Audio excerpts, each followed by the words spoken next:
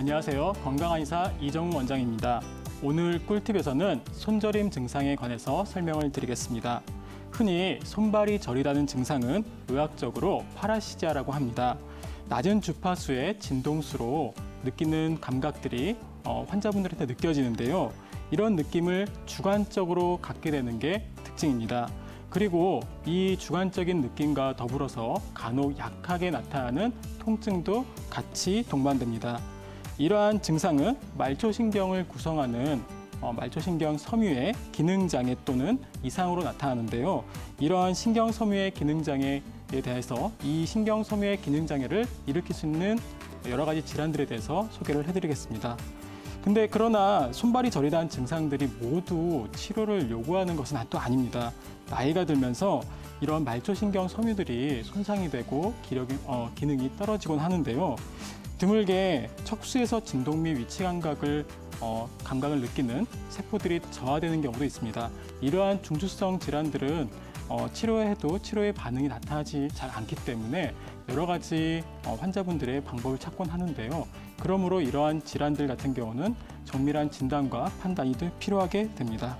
오늘 꿀팁에서는 이러한 중추성 질환들을 제외한 흔히 볼 수 있는 말초성 질환 중에서 손저림을 유발하는 질환에 관해서 설명을 드리겠습니다.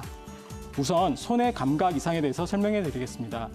감각이 없다 또는 남이살 같은 느낌이 든다 이런 표현을 말씀하시는 환자분들이 많습니다. 이 증상을 호소하시는 환자분들 중에 실제로 감각장애로 이렇게 꼬집거나 핀으로 찔러봤을 때 이 감각을 못 느끼는 환자는 굉장히 드뭅니다. 오히려 지속되는 진동수의 약한 느낌으로 인해서 감각 자체가 저하되는 경우가 많고요. 이러한 증상 자체가 지속되면서 고통을 호소하는 경우가 많이 있습니다. 두 번째로 사지 말단부가 화끈거린다는 말씀을 하시는 분들이 많습니다. 이러한 사지 말단부의 화끈거림은 말초신경 섬유 중 온도와 통증을 주관하는 말초신경 섬유의 기능 장애로 나타납니다. 그리고 손발이 차다는 말씀을 하시는 분들이 많습니다. 손발이 찬 경우는 실제로 말초신경의 장애도 동반될 수 있지만 사지 말단부에 혈액을 공급하는 여러 혈관들의 기능 저하 그리고 기질적인 저하로 인해서 나타나기도 합니다. 이러한 기능 저하가 나타나신 분들은 사지의 맥박을 확인했을 때 일반적인 맥박에 비해서 많이 떨어지는 특징을 보입니다. 그리고 또한 이러한 순환 장애는 말초 혈관이라든지 림프액의 저해로 나타나기도 합니다. 동반 증상과 표현은 저림 증상에 통증이 동반되는 경우도 종종 있으면서 쩌릿쩌릿하다, 그리고 이상한 감각이 든다, 그리고 따끔거린다, 화끈거린다라는 주관적인 표현을 많이 말씀하십니다. 그리고 둔한 증상이 동반되는 경우도 있습니다.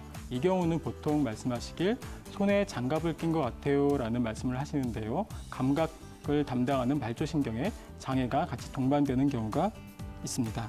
우선 손저림을 유발하는 단발신경병증에 대해서 소개를 해드리겠습니다. 우리 몸의 신경은 척수에서 나와서 근육을 타고 여러 담당 영역으로 쭉 파행합니다. 그 중에 신경이 지나가는 중에 신경을 눌리는 여러 가지 부위가 있는데 그 부위가 눌렸을 때 신경의 손상과 더불어 그 신경이 지배하는 영역에 감각 저해가 나타나곤 합니다. 첫 번째로 손목 터널 증후군이 있습니다. 우리 손바닥에는 첫 번째, 두 번째, 세 번째의 손을 담당하는 정중신경이 지나가는데요. 그 위에 레티나큘럼이라는 인대들이 쭉 쌓여 있습니다. 손을 많이 쓰시는 분들, 특히 음식을 많이 하시는 요리사분들이라든지 아니면은 다림질을 많이 하시는 세탁소분들, 이 손을 많이 쓰면서 이 위에 레티나큘럼을 눌러서 신경이 유착이 되고 그로 인해서 첫 번째, 두 번째, 세 번째 손가락의 감각 기능과 저해가 나타납니다. 이럴 경우 흔히 톡톡톡 쳐보거나 이렇게 손을 굽혔을 때 저림이 재현되곤 합니다. 그리고 두 번째는 주간증후군, 팔꿈치에 통증이 있습니다. 팔꿈치 터널 증후군이라고 하는데요. 보통 여기 보시면은 내상과 안쪽으로 척골신경이라고 얼러너브라고 지나가는 주행 경우가 있습니다.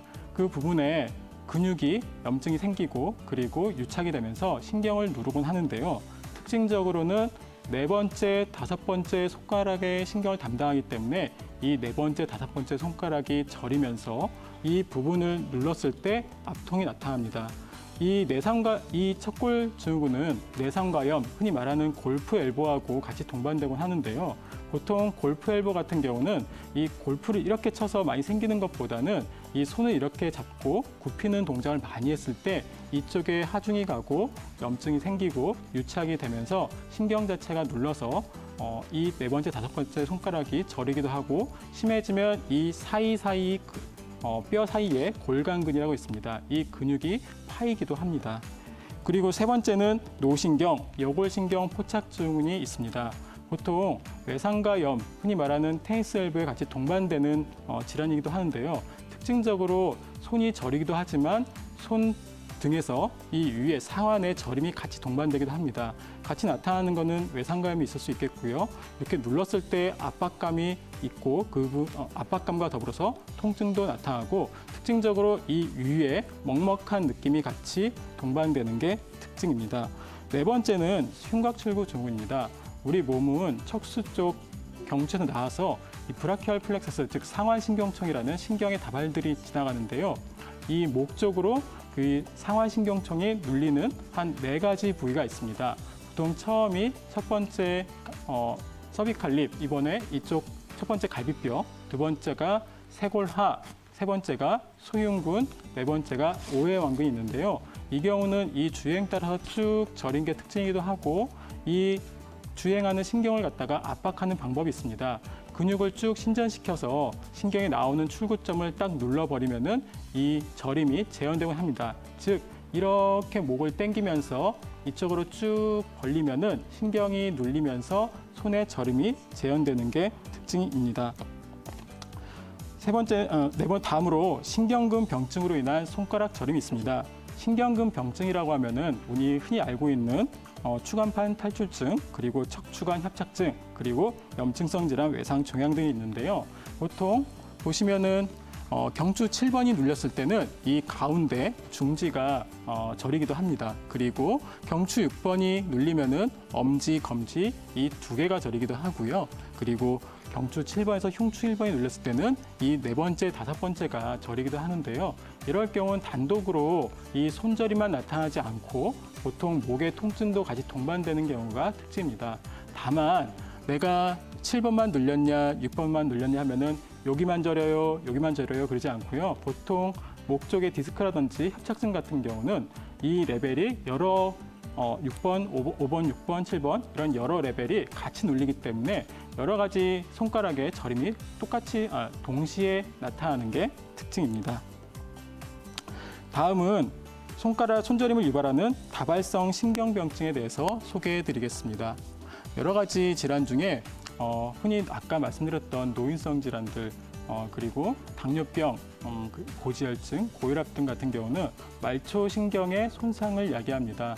일반적으로 노화가 되면서 진행되는 발초신경의 손상은 회복이 잘 되지 않는 경우가 많이 있습니다.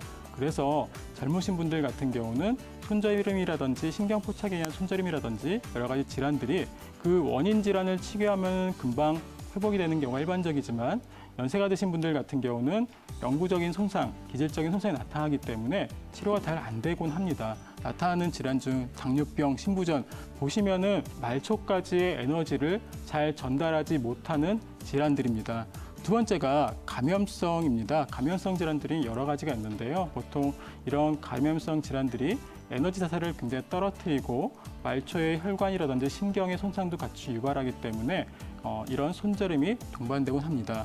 면역 매개성의 질환도 있습니다. 길리안바레 증후군이 있는데요.